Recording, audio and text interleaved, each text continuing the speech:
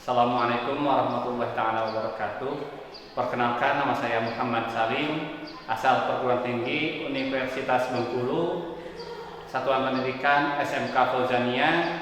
Pada hari ini Selasa 13 Juni 2023, saya melaksanakan ujian praktek mengajar di SMK Fauzania. Mudah-mudahan apa yang saya lakukan hari ini bisa ada dalam kelancaran, terutama bisa menjadi syarat kelulusan dan mudah-mudahan diterima oleh penguji. Dan mudah-mudahan juga apa yang saya lakukan ini bisa bermanfaat baik bagi saya sendiri ataupun bagi orang lain. Terima kasih. Wallahu muwaffiq ila aqwamit thoriq. Assalamualaikum warahmatullahi wabarakatuh.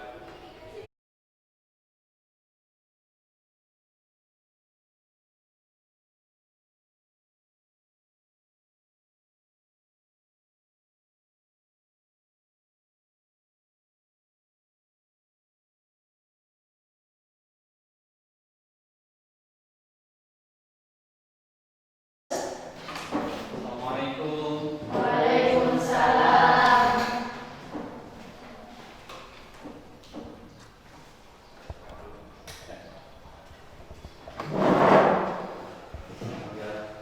Gimana kabarnya hari ini, anak-anak? Alhamdulillah baik. Pada kesempatan kali ini, insya Allah kita akan belajar tentang teknologi. Namun sebelum itu, silakan KM untuk memimpin jalannya pembelajaran. Silakan. Betul ya. Sebelum belajar, mari kita berdoa. Berdoa yang mulai. Bismillahirrahmanirrahim. Allahumma aghnina bil ilmi wa zayyina bil ilmi wa akrimna bit taqwa wa zammilna bil afiyah bi rahmatika ya arhamar rahimin. Selesai bisalam. Assalamualaikum warahmatullahi wabarakatuh. Waalaikumsalam warahmatullahi wabarakatuh. Oke, anak-anak, sebelum kita memulai, Bapak absen dulu ya semuanya. Ahmad Zaki, hadir. Hendy Irawan, hadir. Kemudian Nurul Aini, hadir. Dede Mila, hadir. Kemudian Zulfa, hadir. Deva, alhamdulillah ya, semuanya hadir. Dada, Ai Kilmi, Meliska, kemudian Aulia Ramadhani, Ina Nur Inayah, Syafa Putri, Yayan Silva. Ya. Alhamdulillah. Yang tidak hadir hari ini siapa saja? Zahra, kemana Zahra? Sakit Pak. Hadir. Kalau Rahmi, Mahmi izin hajat. oh hajat. Hajat apa? Pernikahan. Silakan Pak. Jonathan. Siapa yang disunatan? Kakak. Ya, adiknya. Oke, ya. Sebelum mulai, alangkah baiknya kita bahas dulu apa yang pernah dipelajari kemarin terkait dengan bioteknologi. Apa itu bioteknologi? Tadi masih ingat? Atau contohnya? Coba contohkan. Contoh.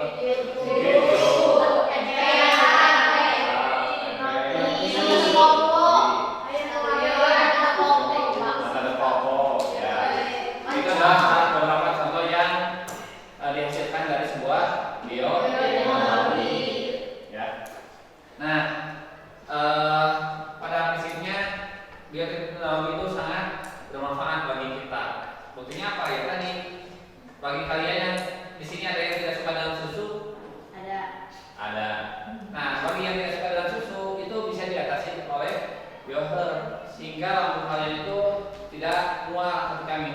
Susu. Padahal itu adalah aslinya dari Susu. cuma difermentasi oleh bakteri. Ya. Nah, pada pelajaran kali ini Bapak ingin menyampaikan beberapa hal pada kalian, terutama Bapak ingin memberi motivasi. Mungkin di sini ada yang tahu?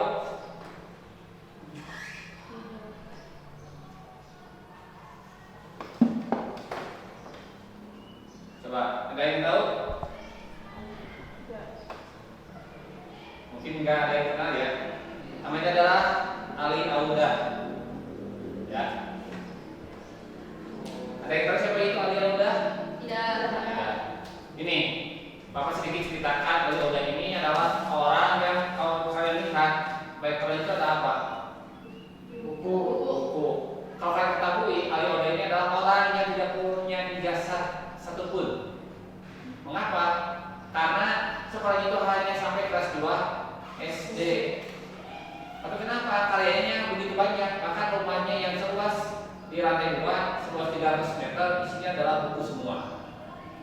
Tapi tadi tidak punya selembar pun karena sekolahnya sampai kelas 2. Kenapa demikian? Karena waktu itu berdasarkan cerita yang disampaikannya dari sebuah artikel yang Bapak baca, dia sekolah pas kelas 2 itu pernah berantem, kemudian dimarahi oleh gurunya dan oleh orang tua, sehingga tidak mau lagi untuk sekolah.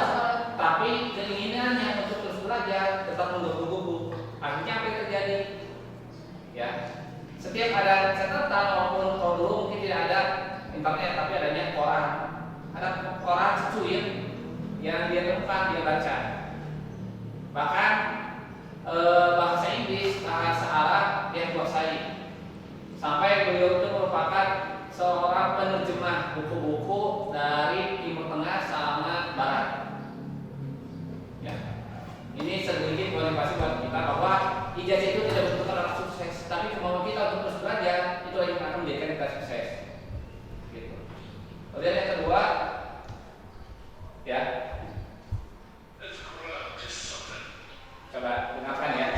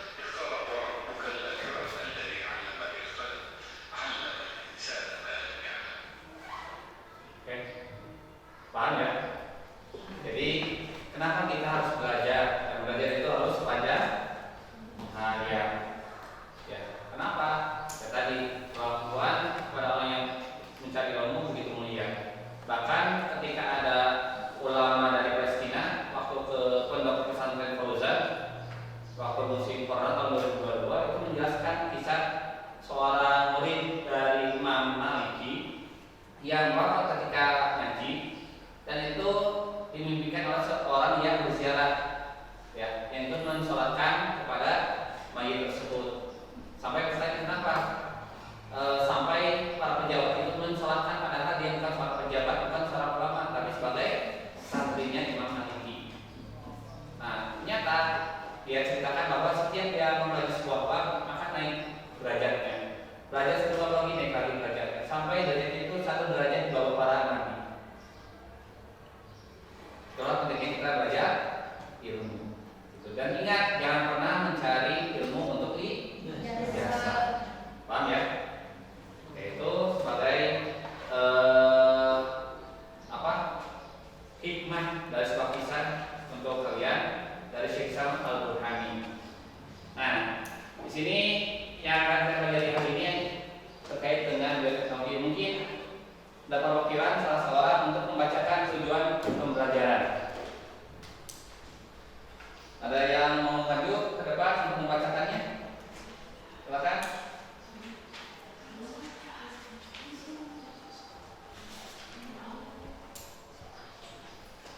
Mariska, silakan. Siapa?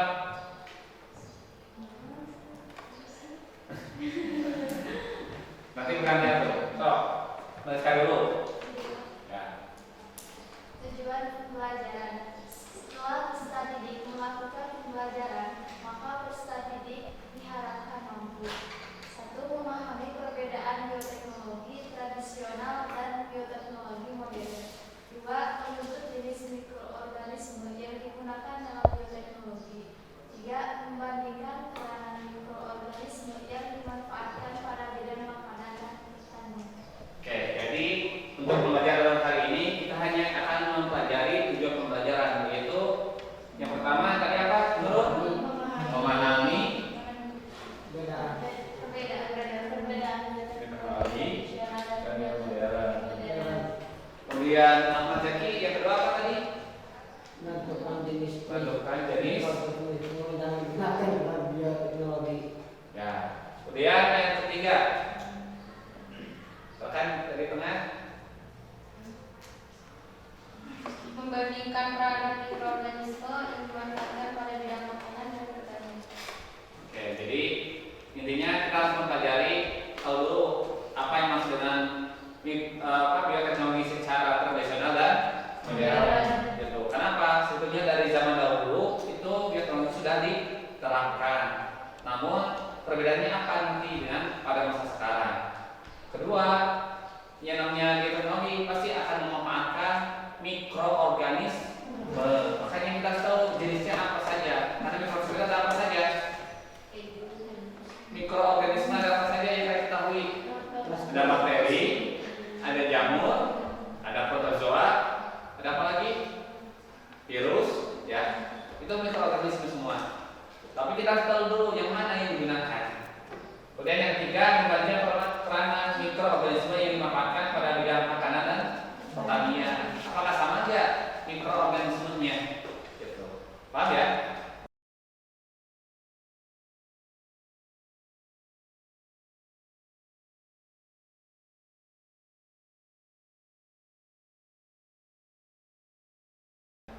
Nah, sedikit apa jelasan di sini terkait dengan bioteknologi, itu setiap aplikasi teknologi yang menggunakan sistem biologi, dari teknologi yang menggunakan makhluk hidup maksudnya, ya, organisme hidup atau turunannya untuk membuat atau memodifikasi produk atau proses untuk dimanfaatkan secara spesifik. Ya, jadi sebuah makhluk hidup yang memang dimanfaatkan untuk menghasilkan sebuah produk yang dihasilkan nantinya, tapi tertentu, tidak bisa sembarangan, ya. Bukan seperti bawang luas tapi sudah berupa air. Tapi yang namanya bioteknologi itu seperti sumur, walaupun kecil tapi sangat dalam. Gitu. Nah, sini ada beberapa keterkaitan. Jadi bioteknologi itu akan berkaitan dengan biologi molekuler. Atau molekuler pada tingkat molekul atau apa? Atom, ya. Kemudian ilmu pangan sudah jelas yang tadi. Kemudian biokimia. Nah, ini kenapa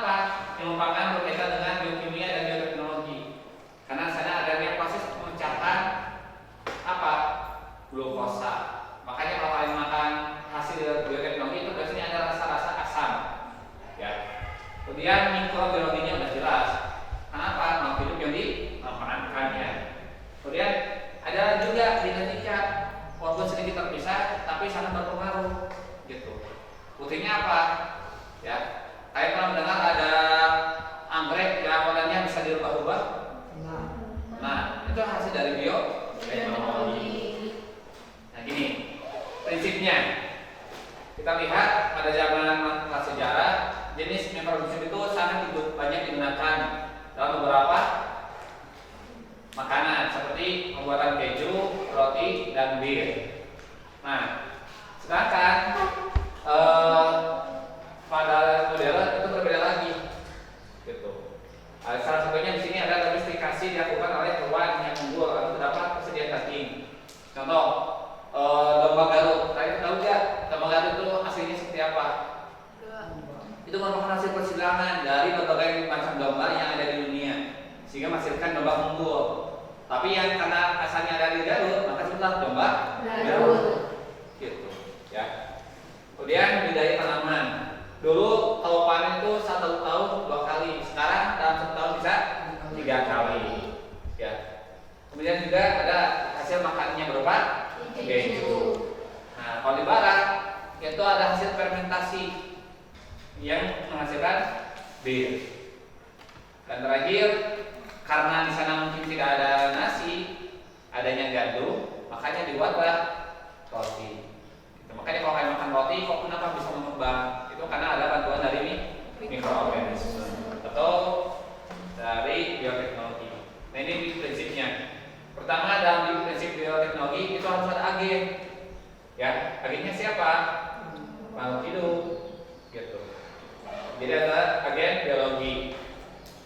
Karena kan nanti dia untuk menghasilkan sebuah produk. Yang kedua ada teknologi atau tekniknya. Kalian ada yang pernah atau ada orang tuanya yang pernah bikin tape? Ada nggak tekniknya? Kan tidak sembarangan. Sudah mereka panen, bersihan langsung ready. Kan nggak bisa seperti itu. Tetapi harus ada prosesnya. Khususnya adalah proses sterilisasi. Nah, hasil dari agen biologi dan teknik yang digunakan maka akan menghasilkan sebuah produk. Gitu. Paham? Ya. Nah, lanjut lagi sedikit ya. Nah, di sini terkait dengan kurva. Tahu kurva? Pernah dengar kurva atau diagram? Ya. Nah, kurva atau diagram ini menunjukkan adanya sebuah tingkat ya. Jadi yang tadinya awal tidak ada apa-apa, kemudian meningkat semakin meningkat. Di sini dari awalnya hanya fermentasi, kayak roti, bir, kemudian juga tadi keju, itu semuanya adalah hasil fermentasi. Naik lagi, ya sedikit ada domestikasi, baik itu tumbuhan maupun hewan. Naik lagi, sedikit adanya genetika, vaksin dan antibiotik. Kalau dulu setiap orang yang sakit banyak yang sampai meninggal, walaupun hanya flu, karena tetap adalah virus. Kenapa demikian? Karena belum adanya antibiotik. Makanya diciptakanlah beberapa macam. Salah satunya adalah vaksin dan antibiotik. Kalau antibiotik obat, kalau vaksin adalah pencegah atau virus yang sudah dilemahkan. Nah, itu lagi sedikit ada struktur DNA, antibody monoklonal, polymerase chain reaction, ada juga organisme transgenik, bahkan ada cloning. Pernah dengar cloning? Ya. Jadi makhluk hidup yang tadinya tidak ada diciptakan dari jaringannya atau dari gennya, gitu. Sehingga menjadi makhluk hidup yang baru. Nah, ini akan mengalami perkembangan secara terus menerus dan tidak bisa diprediksi hasilnya akan seperti apa. Apalagi sekarang ya dalam teknologi informasi itu ada AI, tahu AI? Artificial Intelligence atau kecerdasan buatan. Jadi yang heran kalau kalian pernah lihat foto-foto para wali songo itu dinampakkan seperti aslinya. Pernah lihat kan? Ya, salah satunya. Itu adalah bukti bahwa AI ini sangat berperan dalam proses pemanfaatan gitu. Kalau dulu hanya sebatas khayalan, tapi sekarang bisa dibuat dalam bentuk seperti nyata. Ini awalnya ya. Dari kuno, klasik sampai modern. Lihat dari grafiknya. Dan lanjut ya. bioteknologi dalam pertanian. Salah satunya adalah kompos bioaktif. Nah, maksudnya apa? Jadi kompos itu mengandung bakteri. Jadi ketika kita taburkan, maka si bakteri itu akan mengurai zat-zat yang di dalam tanah, sehingga yang diserap oleh tumbuhan akan disesuaikan dengan kebutuhannya. Ada juga biofertilizer, itu juga sama, ya. Itu untuk memisahkan zat-zat yang memang dibutuhkan oleh tumbuhan. Nah, terakhir ada agen biokontrol, yaitu mikroba yang dapat menjalankan fungsi menjadi fungisida atau insektisida. Tahu fungisida? Fungi itu adalah jamur. Insek ada insekta alias serangga. Ya. Jadi pembasmi jamur dan pembasmi serangga. Contohnya apa? Kalian pernah nggak dengar orang tua kalau misalnya nabur pupuk kandang, tolong dia langsung jangan sampai ditaburkan langsung, katanya bisa apa? Kebakar. Bukan kebakar tentunya. Itu akibatnya apa? Jamur. Ya, akan nempel di tumbuhan sehingga menjadi hitam. Bukan nggak mungkin kebakar. Kalau itu pasti menggunakan api, gitu. Paham ya? Tapi akibat oleh jamur itu juga serangga. Seperti apa? Tahu serangga kan? Tahu. Apa saja salah satunya? Selain semut, apalagi yang sering menyerang tumbuhan? Gilet. Ya, atau ular.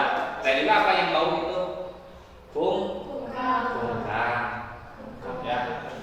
Bukan kangkung ya, beda. Gitu.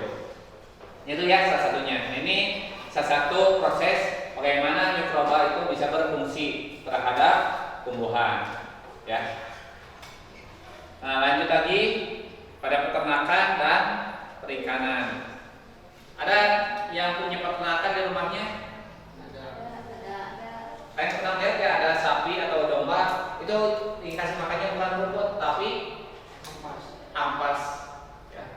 Tujuannya untuk apa ya? Tadi ini probiotik, zat tambahan, baik itu sebagai antibiotik ataupun sebagai penggemuk, gitu.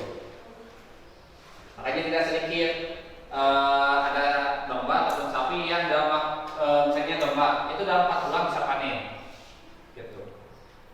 Nah, dan juga dalam bentuk pangan, ya. Sini saya satu adalah manisan, misalnya, ya. Ada juga tempe, kemudian kecap, kemudian dari hasil buah-buahan, ya, keju dan tape, gitu. Nah, biasanya hasil fermentasi itu biasanya ada yang menghasilkan alkohol. Makanya jangan aneh kalau kalian makan misalnya tape ketan, itu kalau terlalu banyak suka agak pusing. Kenapa? Karena memang mengandung alkohol sedikit, gitu. Ya, akibat hasil fermentasi. Nah, di sini juga dalam bidang farmasi. Tahu farmasi? Nah, maksudnya farmasi adalah dalam bidang obat-obatan. Tadinya kemarin kita memasuki pandemi corona, sehingga kita harus divaksin. Sudah dosis berapa kalian divaksin kemarin? 2. Alhamdulillah. Kalau Bapak sudah 3. Ya. Dan juga antibiotik. Nah, sini kalian yang pernah sakit, ada yang pernah mendengar atau diberi langsung oleh dokter untuk memakan antibiotik? Pernah. Itu sama, ya, hasil dari bioteknologi. Kemudian perannya, ya, salah satunya adalah energi. Di sini ada yang pernah mendengar dari senyawa etanol atau alkohol itu melalui proses fermentasi bisa menjadi bahan bakar. Pernah nggak? Ya. Nah, salah satunya adalah biofuel. Maksudnya apa? Jadi bahan bakar misalnya dari nol, misalnya dari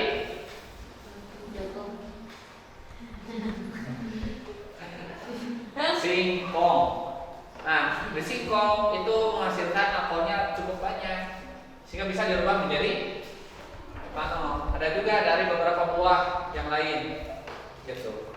Sampai ada di Kalimantan dan juga di daerah Bogor itu menanam buah apa namanya, itu sebagai bahan baku dari biofuel, yaitu bahan bakar dari itu bunga. Kenapa?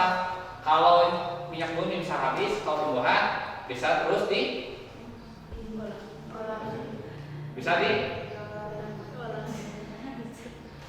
apa? Dia di gitu. Dan di sini juga ada bioremediasi. Maksudnya apa? Jadi misalnya ada tumpahan minyak itu misalnya dikeruk, bisa juga ditemukan oleh bakteri sehingga diurai. Yang tadinya beracun bisa menjadi tidak beracun. Nah di sini prosesnya. Jadi misalnya hidrokarbon adalah kandungan asli dari minyak bumi. Itu diolah oleh apa? Bakteri sehingga terpecah menjadi apa? Karbon dioksida dengan air. Yang tadinya berbahaya menjadi tidak berbahaya. Ya. Nah, ini salah satunya. Misalnya ada minyak yang tumpah, kemudian ditaburkan mikroba tersebut akan memecah minyak bumi sehingga yang tadinya berbahaya tidak berbahaya. Gitu.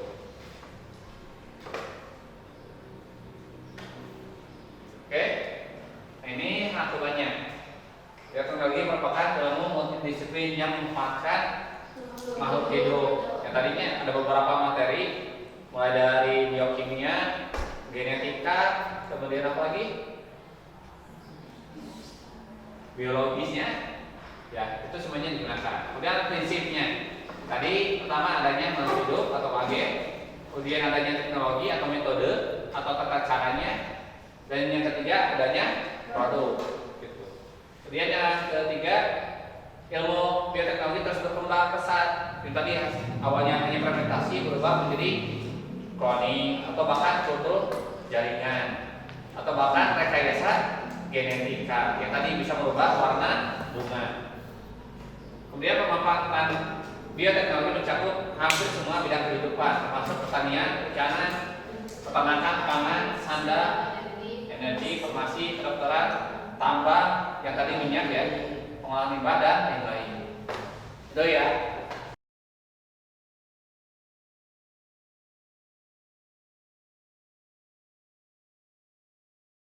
Nah, oleh karena itu, Bapak harapkan dari apa yang disampaikan di sini, Bapak ingin kalian bisa menjawab dari lembar kerja peserta didik yang akan Bapak bagikan. Namun sebelum Bapak bagikan, kita bagi dulu kelompok, ya. Nah, setiap orang saya kalian berhitung dari 1 sampai 3, ya 1 sampai 3. Nanti kalian berkumpul, ya. Sekarang jumlah kalian itu ada sekarang 13.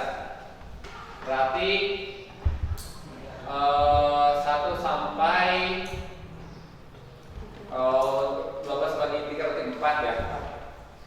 Ya, hitung 1 sampai 4 ya. Biar mudah. Silakan.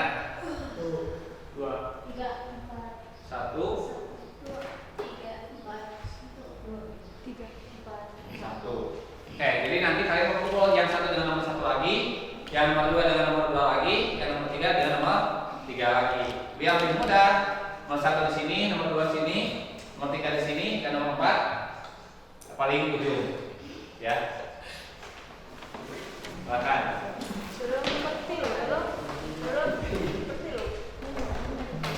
Bersihkan ya.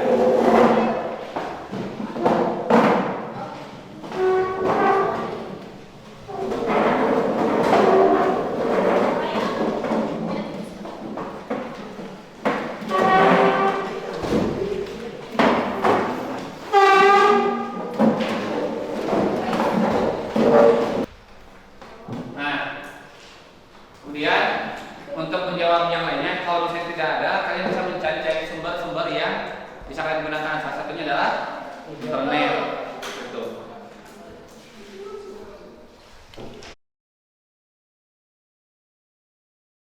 Bagi yang merasa kesulitan dalam proses pengisian LKPD-nya, silakan untuk bertanya, ya.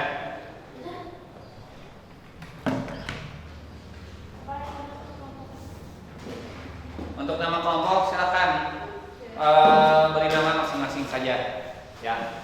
Bebas. Mau dikasih nama bunga, mau dikasih nama hewan, mau dikasih nama planet, silakan.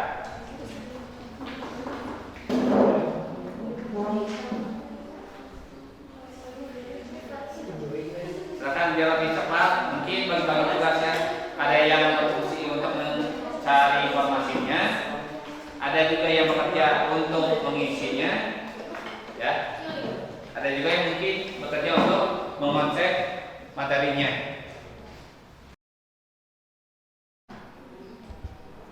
Silakan, ya. Mungkin bisa dicari definisi ataupun perbedaan yang mencolok dari bioteknologi tradisional dan modern. Kemudian cari juga mungkin jenis-jenis bakteri yang memang digunakan oleh para ahli dalam proses bioteknologi.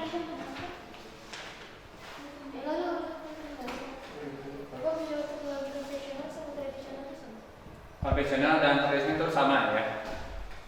Jadi konvensional maksudnya adalah cara yang memang masih manual, ya.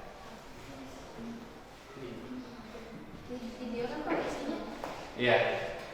Jadi bakal siapkan bakteri itu untuk diisi di sana. Nanti perwakilan dari beberapa kelompok yang mungkin untuk presentasi berkaitan dengan apa yang diisi, gitu.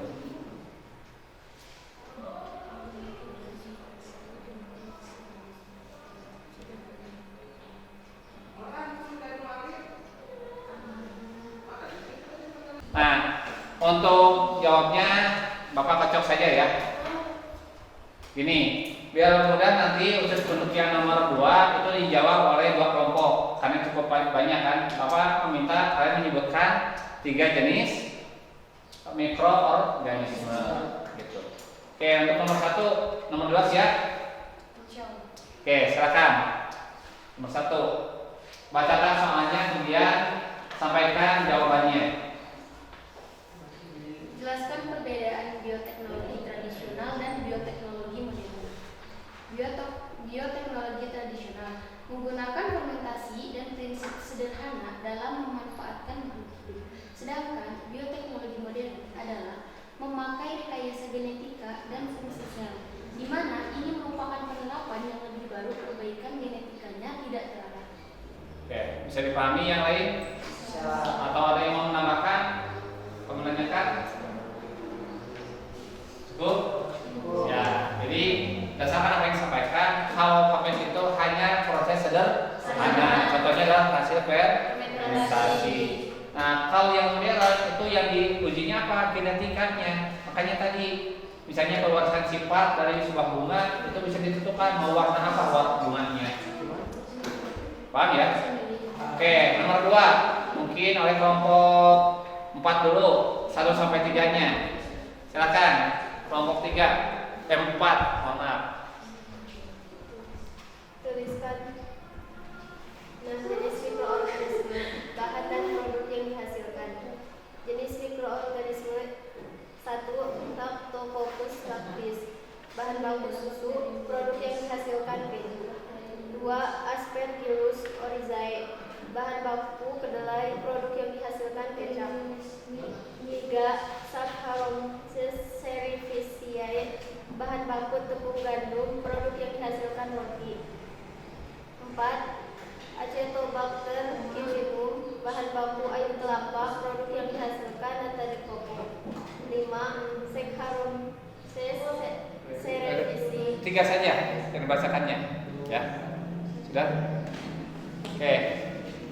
Untuk yang nomor 4 sampai nomor 5, nomor 6 terkait dengan contoh bakteri tadi, silakan oleh nomor kelompok 3. 4. Streptococcus pneumococus, bahan baku susu, produk yang dihasilkan yogurt. 5. Acetobacter pseudomonas, bahan baku air kelapa, produk yang dihasilkan nata de coco. 6. Neurospora crassa, bahan baku ampas tahu, produk yang dihasilkan unsur.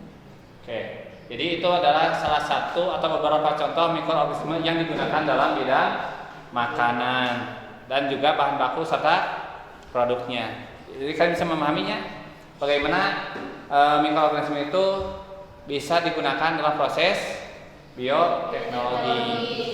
Oke, yang terakhir kelompok 4.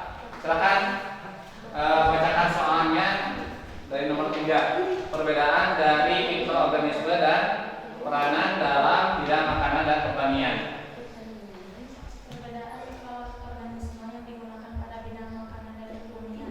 1. Dalam bidang makanan dan minuman, jenis mikroorganismenya adalah Lactobacillus aureus, berperan sebagai pengasam dalam memproduksi asam laktat dan berkontribusi pada pengembangan tekstur. 2. Dalam bidang pertanian, jenis mikroorganismenya yaitu Bacteriomonas dan turunan dari Pseudomonas sp yang berperan membuat kristal es yang tajam pada kondisi udara dingin, khususnya dalam pengikatan nitrogen. Oke. Nah, salah satu contohnya tadi sampaikan ke teman kalian dari kelompok 1. Mohon maaf ya. Terkait dengan perbedaan mikroorganisme yang digunakan pada bidang makanan dan pertanian. Contoh, kok kenapa ada bakteri yang ataupun mikroorganisme yang bisa mengikat nitrogen ataupun membuat es? Maksudnya apa? Jadi kalau di misalnya di daerah subtropis itu kan pasti jarang terjadi hujan, tapi terjadi apa? Turun salju. Otomatis kira-kira ada air nggak? Ya, kenapa ya es? Nah, agar si salju tersebut tidak berubah langsung menjadi es, maka dirubah oleh bakteri tersebut. Gitu. Alias apa? Titik bekunya diturunkan. Maksudnya apa? Contoh, kalau suhu di lingkungan adalah 0 derajat, maka oleh bakteri tersebut akan dirubah misalnya menjadi minus 5 atau 10 derajat. Sehingga pada suhu 0 itu air tidak berubah menjadi es, tapi akan tetap menjadi air. Karena apa? Mengandung bakteri. Paham ya? Termasuk di makanan yang tadi sudah disebutkan satu persatu, yaitu dengan cara fermentasi. Oke, bisa paham semuanya? Oke, kalau sudah bisa mungkin Bapak minta dari kalian ada yang menyampaikan terkait dengan kesan bagaimana proses belajar hari ini. Seru. Oke. Banyak ilmu. Coba satu orang dulu menyampaikan. Jangan main pembukaan ya.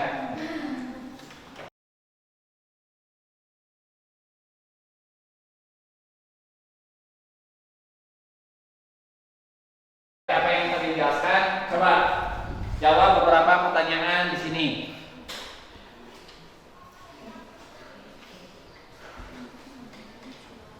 Berikut ini contoh hasil bioteknologi tradisional.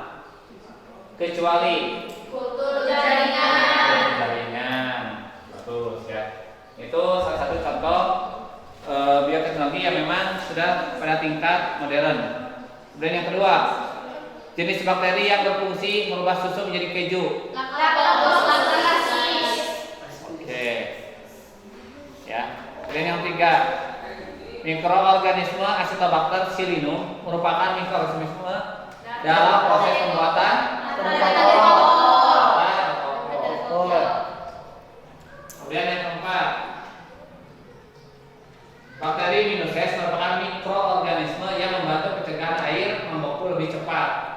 Bakteri Minoses tersebut merupakan keturunan dari bakteri Pseudomonas sp. Oke. Terakhir, roti yang mengembang diakibatkan oleh mikroorganisme jenis jamur yang melakukan proses pernapasan secara anaerob. Jenis tersebut yaitu Saccharomyces cerevisiae. Ya. Bapak sedikit sampaikan ya bahwa di sini yang namanya bioteknologi itu sangat banyak sekali manfaatnya. Tapi ingat, kalau salah tujuan itu bisa menjadi bencana bagi umat manusia. Contohnya apa? Kalau misalnya ada orang yang menciptakan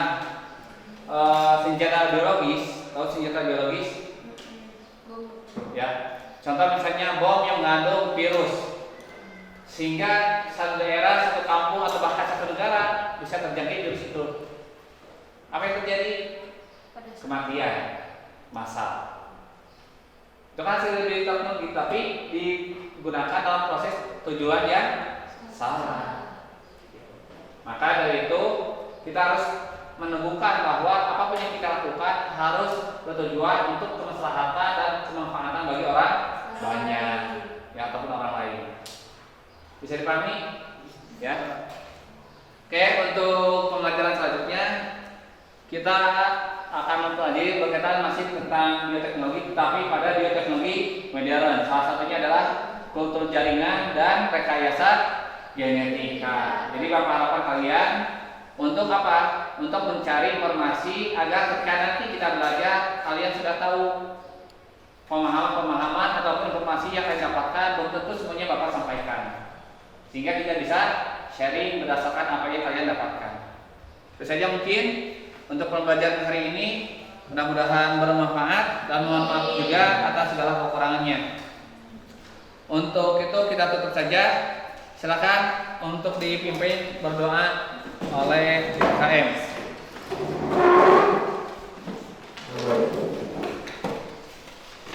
Duduk siap. Sebelum pulang, mari kita berdoa. Berdoa dimulai.